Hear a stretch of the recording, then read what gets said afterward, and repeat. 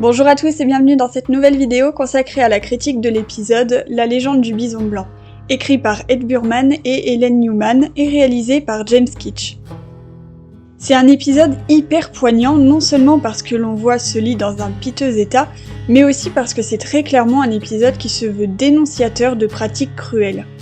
Ça montre non seulement la cruauté de certains hommes envers les animaux, mais également les conséquences que cela a eu sur le peuple indien qui s'est vu affamé à cause de l'homme blanc.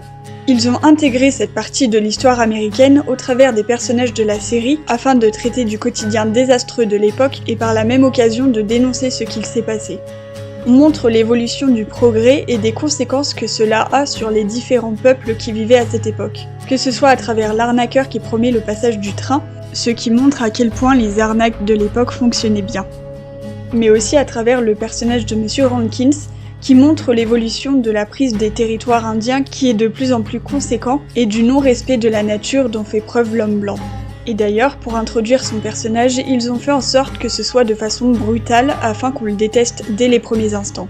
Les premières scènes où on le voit ne sont pas mises là au hasard, elles sont vraiment réfléchies pour l'introduire de façon intelligente. Puisqu'on le voit successivement tuer les bisons puis un indien, on voit très clairement que ça ne lui fait ni chaud ni froid.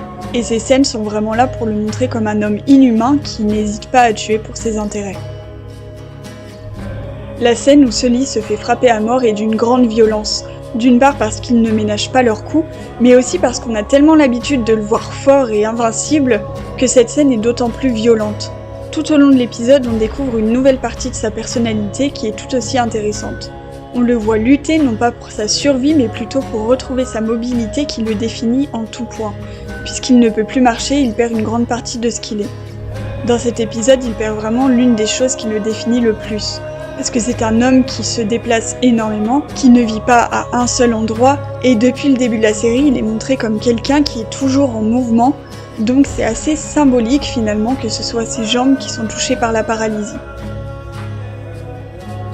Mais je trouve que cet épisode était vraiment nécessaire pour qu'on voie qu'il n'est pas invincible, qu'il peut lui arriver des choses graves et qu'il peut potentiellement mourir. Et on le voit souffrant aussi bien physiquement que psychologiquement, et ça permet également de s'attacher davantage à son personnage, puisque cela le rend encore plus humain et donc réaliste. Ça permet aussi de voir l'évolution de la relation entre Sully et Michaela, le lien qui les unit devient de plus en plus fort, et cet événement le prouve encore une fois.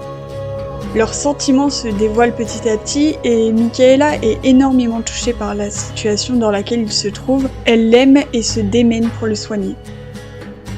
La tension grandit en eux et les regards qu'ils se lancent veulent tout dire. Ils commencent vraiment à rentrer dans une relation amoureuse sans vraiment se l'avouer. Je pense que Sully veut montrer à Michaela qu'il est encore fort et par extension qu'il est encore un homme qu'elle peut aimer. Même si évidemment pour Michaela ça n'aurait pas impacté ses sentiments pour lui, même s'il était resté paralysé.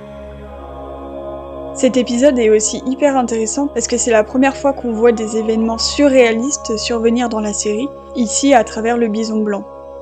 Même si on ne sait pas exactement ce qui s'est passé, est-ce que c'était un vrai bison ou est-ce que c'était une sorte d'esprit ou de fantôme, on le sait finalement pas, mais je trouve ça très intéressant d'avoir mis ce petit côté mystique dans certains épisodes où la frontière devient très fine entre le réalisme et le surréalisme.